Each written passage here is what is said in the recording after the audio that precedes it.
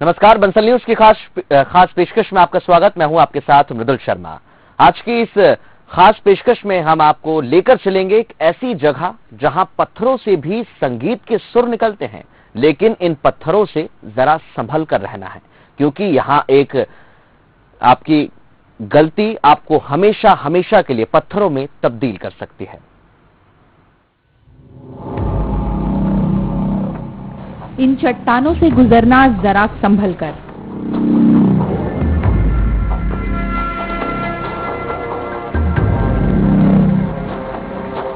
इन पत्थरों को छूना जरा संभल कर।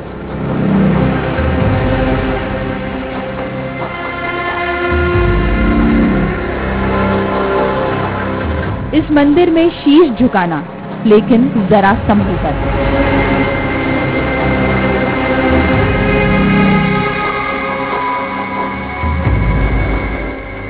ये कोई ऐसा वैसा स्थान नहीं, ये चट्टानें भी खास हैं, ये रास्ता भी अनोखा है।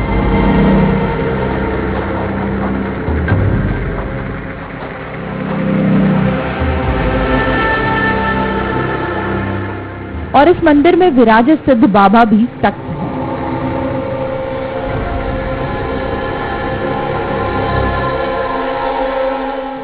जिनका क्रोध जीवित को बुद्ध बना सकता है, तो संगदिल चट्टानों में संगीत घोल सकता है।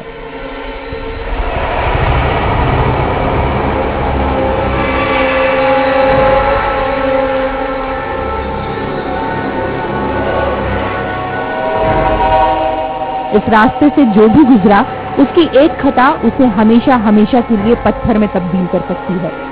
सिद्ध बाबा का चमत्कार ऐसा है कि गलती पर तुरंत इंसाफ मिलता है।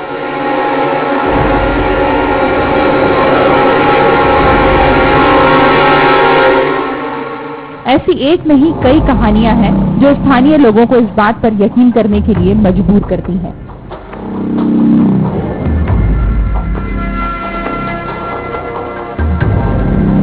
रात पलायन हो गई यहाँ पर, राजा महाराजाओं की आई थी आम गांव के आजू बाजू से।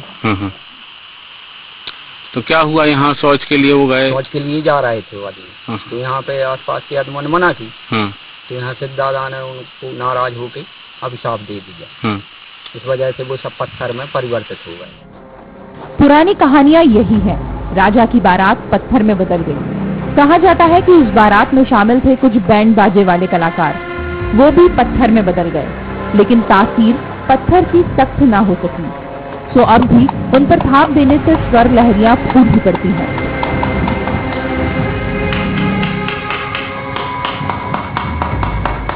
सिद्ध महाराज को ये स्थान है जी दादाजी के, तो मना करी आदमों ने तय कौन, तो भैया भाई नहीं माने, तो सोच मोच करी, बाद में तो फिर कुपत हो गई जी। सिद्ध महाराज नाराज हो गए, मैंने श्राप दे दो, तो बारात पाखान हो गई जी, पत्थर में परिवर्तित हो। ये सियाने सुनाता था, पने बताई तो पन आप जी। राजा की बारात गुजरी तो खजाना भी साथ ही होगा, ये सोचकर अक्सर कई लोग यहाँ खजाने की तलाश के लिए आते हैं, लेकिन सिद्ध बाबा के चमत्कार से आज तक कोई खजाने तक पहुँच नहीं सका। बाबा के इस प्राचीन मंदिर के आगे सबकी शक्तियां फीकी पड़ गईं।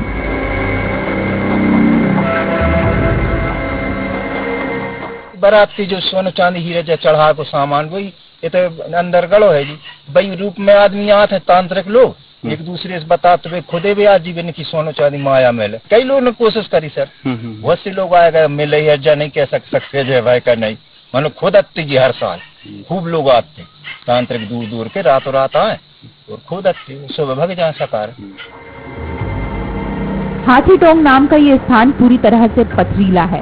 ताज्जुब वाली बात यह है कि ये पत्थर सिर्फ इस स्थान तक ही सिमटे हुए हैं, इसके आगे पूरा इलाका सामान्य ही नजर आता है।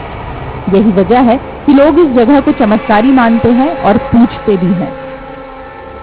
दीपेंद्र जाटक के साथ bureau report, Bansal news, Bhopal.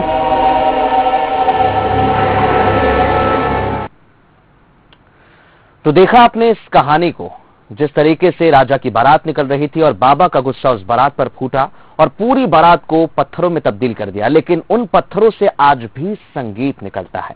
बात करते हैं हमारे संवाददाता दीपचंद्र जाटव हमारे साथ जुड़ गए हैं।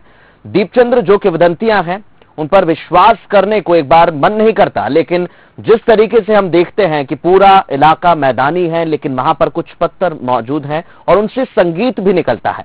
तो जो कहानी है, जो बाबा के प्रकोप की कहानियां सुनाई गई हैं, जो पहले से चली आ रही हैं, कितनी सच्चाई है इनमें?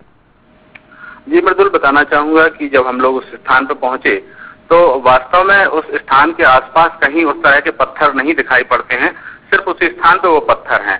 और उन पत्थर और उस स्थान के बारे में जो कहानियां हैं वाकई हैरान कर देने वाली हैं कि कहानियां ये बताई जाती हैं कि कभी वहां पर सिद्ध बाबा का जो स्थान है, कभी वहां से किसी राजा की बारात वहां से गुजर रही थी और जब उन बाराती लोगों ने जब वहां ठहर कर विश्राम के लिए रुके और शौच के लिए जब जाने का उनका वो हुआ तो लोगों ने मना किया, स्थानीय लोगों ने उनको मना किया कि ये सिद्ध बाबा के स्थान है, यहाँ आप गंदगी ना फैलाएं। लेकिन बाराती नहीं माने और जब वो शौच से निवृत्त होकर आए तो सिद्ध बाबा इस बात से नाराज हो गए और उनको श्राप दे दिया।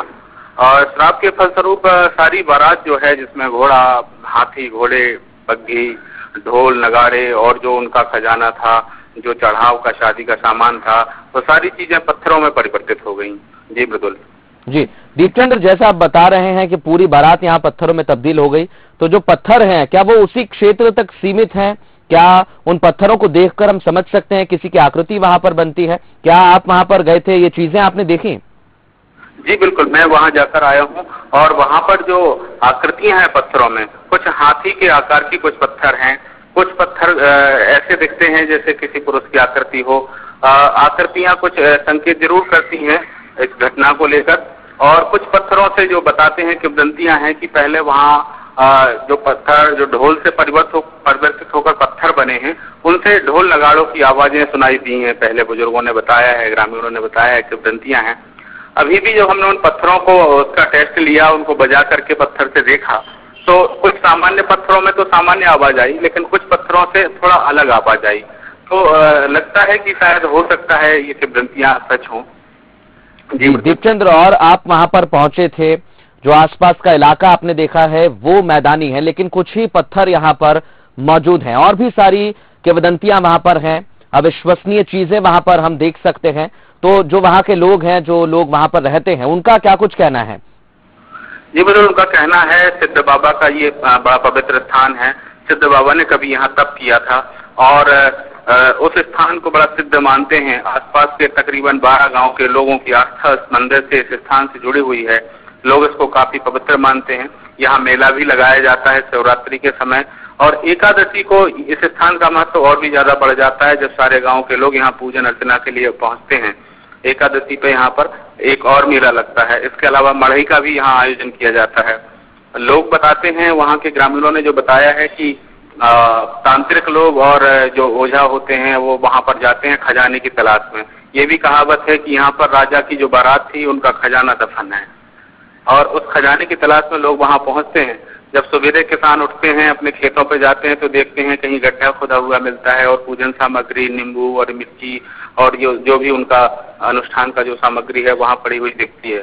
तो इससे लगता है कि लोग यहाँ खजाने की तलाश में आते हैं, और इस जगह पर लोग कहते हैं कि खजाना दफन है। जी दीपचंद्र, अगर पुरातत्व विभाग की हम बात करें, पत्थरों से जरूर कुछ साउंड यहाँ पर निकल रहा है, कुछ संगीत के स्वर यहाँ पर निकल रहे हैं, उसके पीछे कई कहानियां भी हैं, लेकिन क्या इसके पीछे कोई वैज्ञानिक या साइंटिफिक कारण भी हो सकता है? क्योंकि कुछ पत्थर यहाँ खोखले हो सकते हैं और कुछ पत्थरों से, जैसा आपने कहा कि कुछ सामान्य आवाज आती है, लेकिन कुछ ही पत्थर यहाँ पर हैं जिनसे सुरीली आवाज भी निकलती है। तो क्या इस मामले में पुरातत्व विभाग की तरफ से भी इनकी जांच की गई है?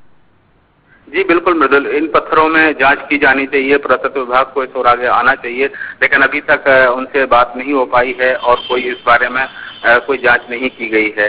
फिलहाल ये पत्थर आस्था का केंद्र बने हुए हैं, लोगों की काफी आस्था है, लोगों की मान्यता है कि ये वही बारात के ढोल हैं जो पत्थरों में तब्दील हो गए थे, और उनमें से वो बारात के ढोलों का जो सुर है वो अभी भी निकलता है। जी दीपचंद्र, जो वहाँ के लोग हैं, क्या इन पत्थरों को किसी ने ले जाने की कोशिश करी है? क्योंकि कई सारी किंवदंतियां हैं, लोग यहाँ से गुजरते हैं, खजाने की तलाश में आते हैं, लेकिन जो ये पत्थर हैं, क्या इन्हें भी इधर उधर करने की कोशिश की गई है? जी बिल्कुल, कोशिश जरूर की गई है, लेकिन अभी तक कोई सफल इसमें हो नहीं पाया है। पत्थरों का जो बड़े बड़े आकार के पत्थर हैं, काफी सालों से यहाँ पड़े हुए हैं, बहुत पुराने समय से यहाँ पड़े हुए हैं, तो पत्थर वहां से टस के मस नहीं होते हैं। जी मधुर जी। दीपचंद्र, आप हमारे साथ बने रहिए, और भी कुछ सवाल हैं वो जानेंगे हम आपसे, लेकिन ये जरूर अविश्वसनीय है, इस पर विश्वास करना बहुत मुश्किल है। लेकिन जो वहां के लोग हैं वो कहते हैं कि राजा की बारात यहां से गुजर रही थी, लेकिन बाबा ने श्राप दिया और पूरी बारात पत्थरों में तब्दील हो गई। कुछ पत्थरों से सामान्य आवाज आती है, लेकिन कुछ ऐसे पत्थर हैं जो सुरीला संगीत भी सुनाते हैं।